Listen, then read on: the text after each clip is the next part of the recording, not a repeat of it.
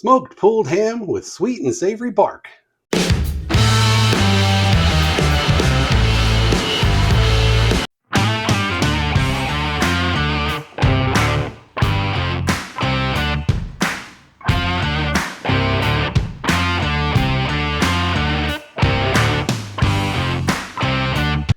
Hey, welcome back to Smokin' and Drinkin'. I'm Mike, and today we're making a pulled ham with sweet and savory bark. Let's get smoking. All right, well, happy Easter, everyone. As you can see, we're back in the kitchen. Only in Kansas can you have 40-degree temperature swings in 24-hour period, but it's all right. It's kind of a nice day. It's just windy, very windy today. So that's all right. We're in Kansas. We are used to the wind blowing, but all right, we are going to do, as I said, a pulled ham. You may not have ever heard of a pulled ham, but we always do the traditional smoked ham. I've done double smoked ham a couple times, but we eat a lot of pulled pork around here, and I thought, why don't we do a pulled ham? So it's pretty much the same way as a pulled pork, only it's ham. We have about an 11.5 pound bone-in ham shank, and it is spiral cut, which is okay because that's going to help us get our seasonings in a little deeper. So they come with a honey and spice ham glaze. We're not going to use that. We are going to use our golden hog dust. I'll put a list of the ingredients that you can make it yourself. We're not quite ready to market this yet, but someday maybe you can buy that from me someday. But we're just going to use mustard as a binder and our golden hog dust, signature Smokin' and Drinkin' golden hog dust. But very simple recipe, not much to it. We are going to use an apple juice and apple cider vinegar spritz just to kind of help keep it moist. I don't think we'll have much trouble with that, but we'll use that anyway.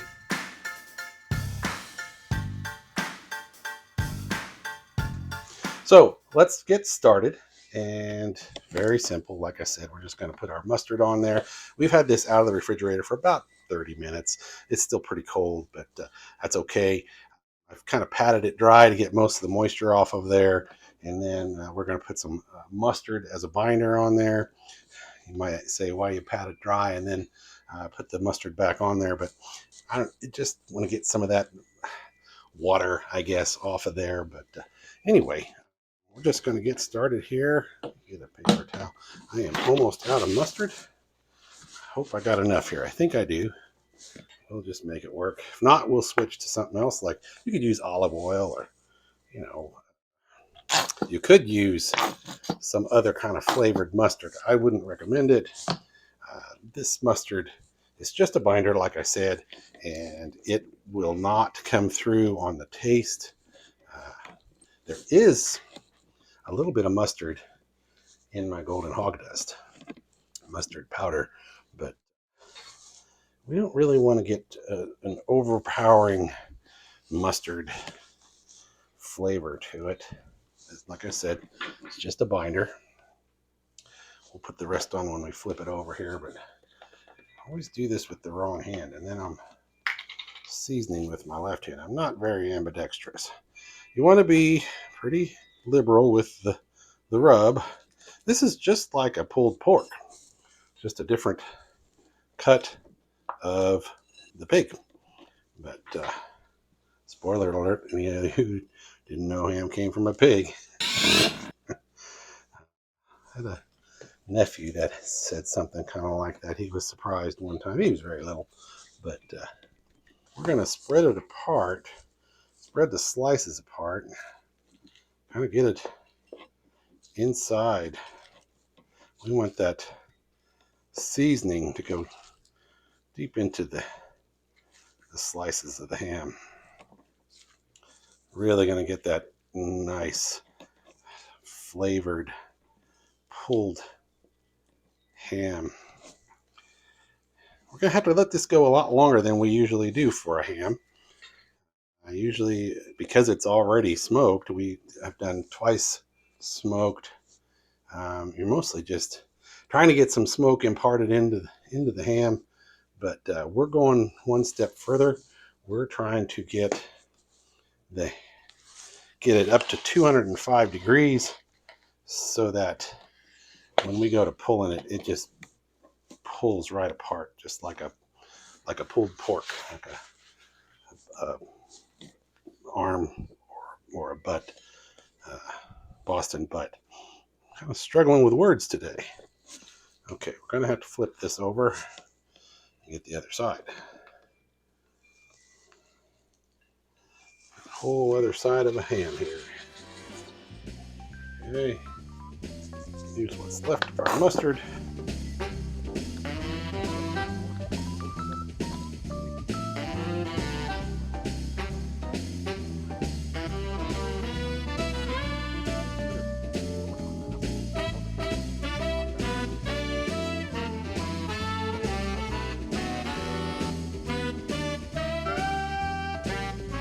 Alright, so what we're shooting for is a nice, like I said, a savory bark that we can get on there. Just like a brisket or a pulled pork. And the seasonings is how we get there, part of how we get there. So, alright, we've got that pretty well seasoned up. We've got our smoker preheating to 225. We've got apple pellets in there. I'm gonna get some of this back on the ham. No need leaving it on me. I'm not getting on the smoker. Anyway, we're using apple pellets and smoker preheating to 225. And we're gonna let this go. It's probably gonna take 6, maybe 8 hours. This is a pretty big ham. All right, let's get this out to the smoker. Let's get this on there, right on the smoker grate. Smoke is traveling this way, so I'll do the open side over there. Get some of this seasoning reusing. Taste not, what not. All right. Let that go for several hours. I mentioned that we have the smoker up to 225. I dropped it down to 180. Hotter temperatures create less smoke, and our intention here is to get smoke in the ham. So for at least the first hour or two, we're going to leave it at 180 while it's coming up to temp, and we're just going to get a good smoke on it. So I dropped it down to 180. After a couple hours, we'll bump it up to 225, maybe even 250. Just to finish it and really bake that in. But just want to let you know you want to start it out at lower temps, create more smoke. That's why your campfire smokes a lot when you don't have a good fire going.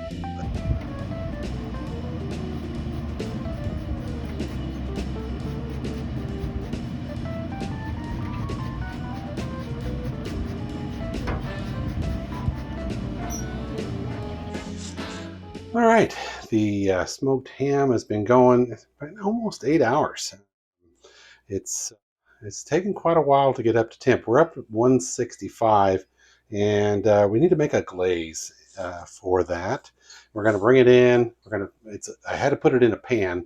The end was starting to, some of the slices were coming off the end and kind of getting a little burnt. So I put it slice in down in the aluminum pan, and that's okay. We were going to transfer it to a pan anyway. We're going to bring it in. We're going to cover it with foil. We're going to add some glaze, and then we'll cover it in foil, and we'll get it back out and get it up to about 205 degrees. So we're just going to make a glaze real quick, and we've got a half a cup of brown sugar, and we have 2 tablespoons of butter. It's been sitting a little bit, and a cup of apple juice, and we're going to add a little bit of maple syrup, pure maple syrup. Just probably like a tablespoon. I'm not even going to measure. It's about a tablespoon. This is our apple juice and vinegar, apple cider vinegar spritz that we've been using. And we're just going to get this on the stove, and we'll get it to simmer and make kind of a, let it set up a little bit and get a glaze on it. So we'll get that over the stove and get that going. All right, our glaze is simmering on the stove. The ham is ready to bring in, so let's go out and get that ham in here.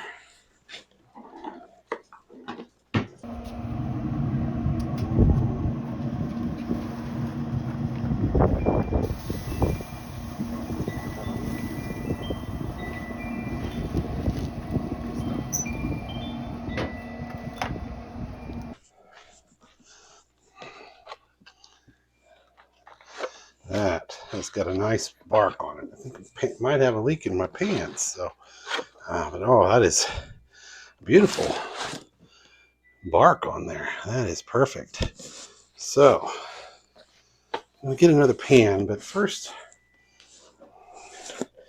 yeah, I'm gonna need another pan so we don't lose all of our juice. So, let me get a pan, and we'll be right back. All right.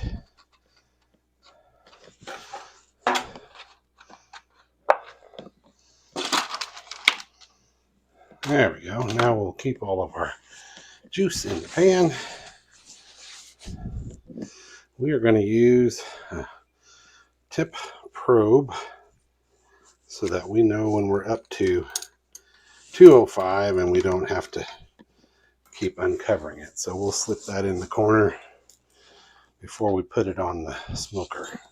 Let's get our glaze and then we'll just pour it over.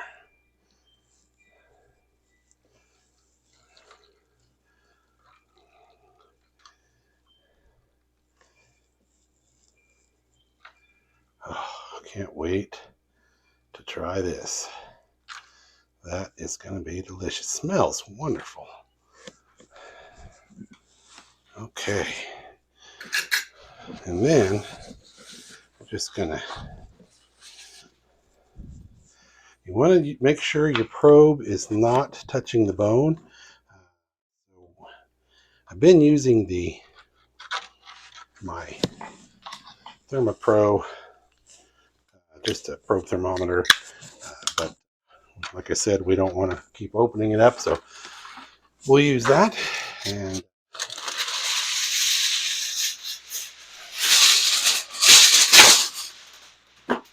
get this covered up. So this is going to get us up to that 205 temp we're shooting for. It's been going for, gosh, almost 8 hours. So this part is going to go a lot faster. When you tint like this, you capture all that heat in there and it simmers in its juices. It should go much faster. So we'll get this back out on the smoker, and our temperature on the smoker is at I believe it's 250. So we'll leave it there and we'll let this go for probably another hour, I would imagine, and we'll check back.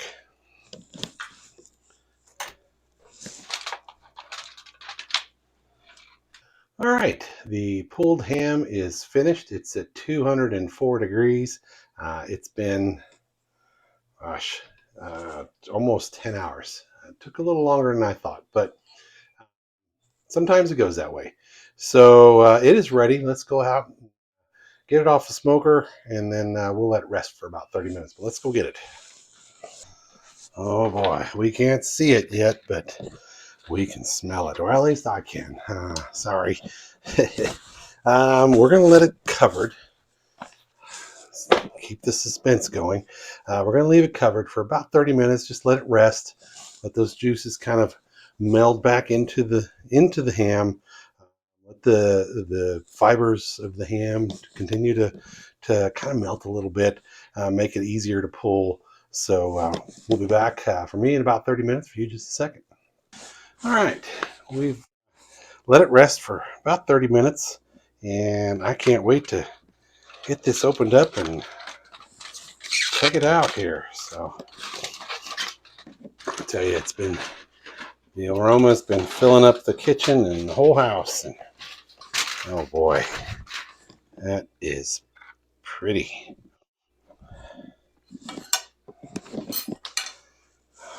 Wow, it's got a nice bark on it. Oh boy. Let's go ahead and get this bone out of here. So for starters,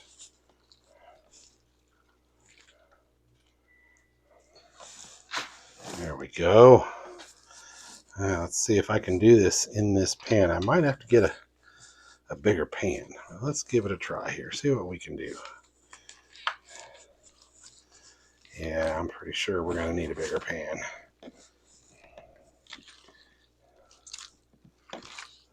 Yep. Let's get a bigger pan. Be right back. All right. Let's just get this moved into a bigger pan. See if we can do this.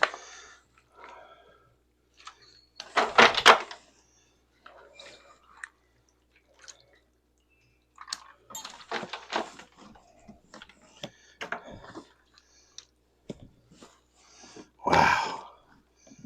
That smells wonderful. All right. We don't want to get rid of the juice. We're going to use that again. Let's get this in here where we can work on it. And then we just start pulling it apart just like you would a pulled pork.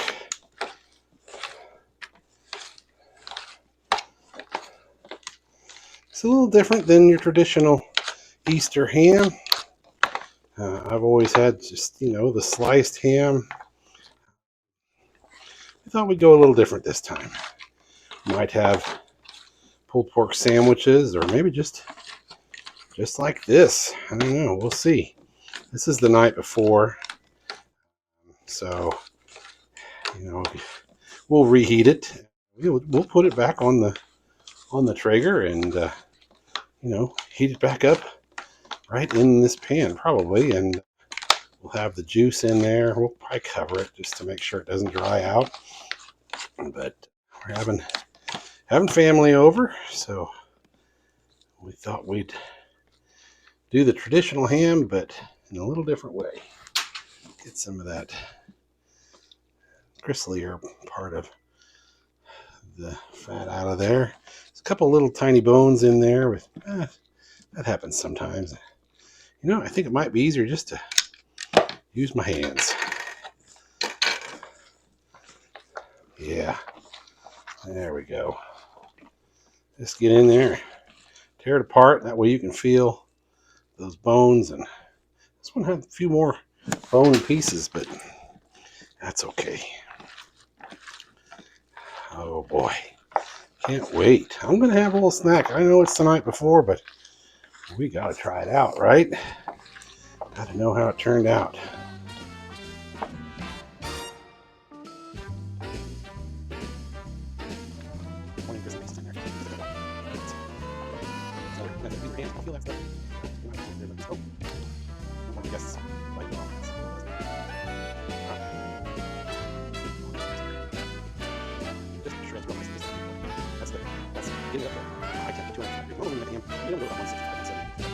This really breaks down fibers.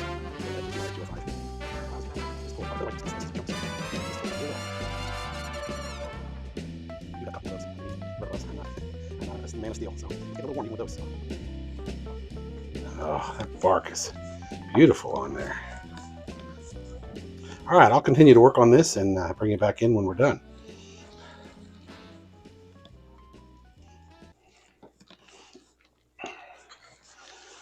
Puppy's waiting for a little bit. All right, we'll give you just a little piece. There you go, buddy.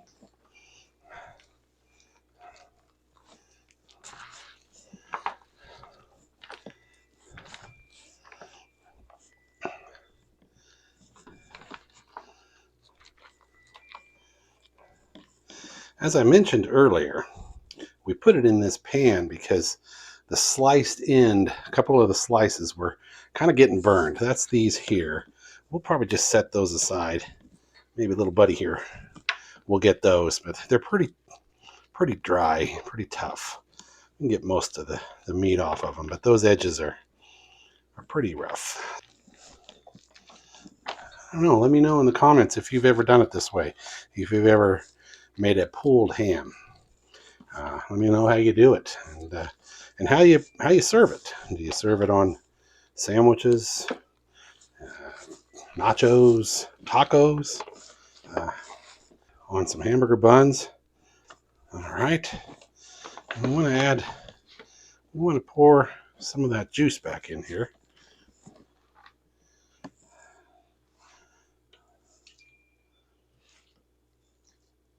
We might save a little bit because, like I said, we are going to reheat, and you want to add a little in there when you reheat. So, oh, that is beautiful. All right, got to have a taste. Let me get this off, and I'll be right back. All right, we got it all pulled. We got it plattered up here. Almost need a bigger platter. That's 11.5 pounds. So we took the leftover juice. We got it in this. We're going to put it in a jar and put it in the refrigerator, or maybe just cover that and put it in the fridge, so that when we reheat it tomorrow, we'll put back in an aluminum pan. Put the juice back in there. Cover it with foil, and we'll put it up to about 350. Let it on the smoker just to reheat it. Could do it in the oven as well, but enough talking.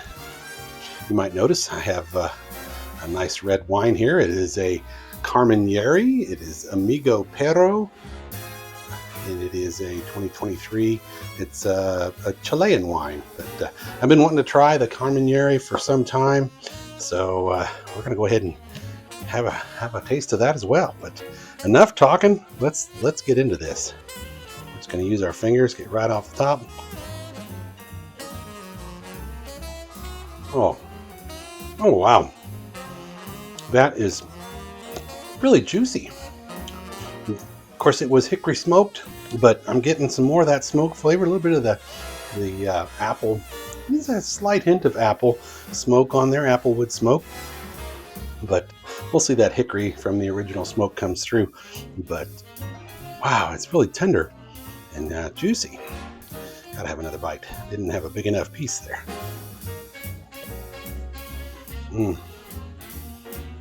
That's something you got to be careful with when you're doing something like this. You got to make sure it doesn't dry out. And like I said, those pieces on the end that we kind of figured were going to be pretty dry and almost burnt, but they're not bad either. But this is going to be awesome for Easter. Let's get a taste of the Carmenere.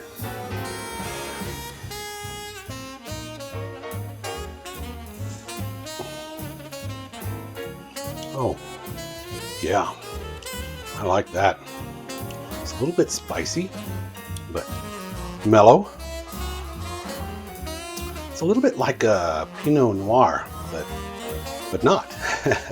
That's really good, and it pairs nicely with the pulled ham.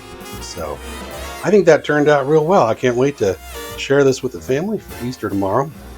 I think that about does it for the smoked pulled ham with the sweet and savory bark, and we did get a good bark on there, so that turned out well. But once again, I want to thank you all for tuning in to Smokin' and Drinkin'. Those of you who are loyal subscribers, thank you very much. If this is your first time, welcome. Don't forget to subscribe. If you like this video, hit that like button and hit the notification bell, and you get notified of our videos that come out every Sunday morning. But as always, Prost!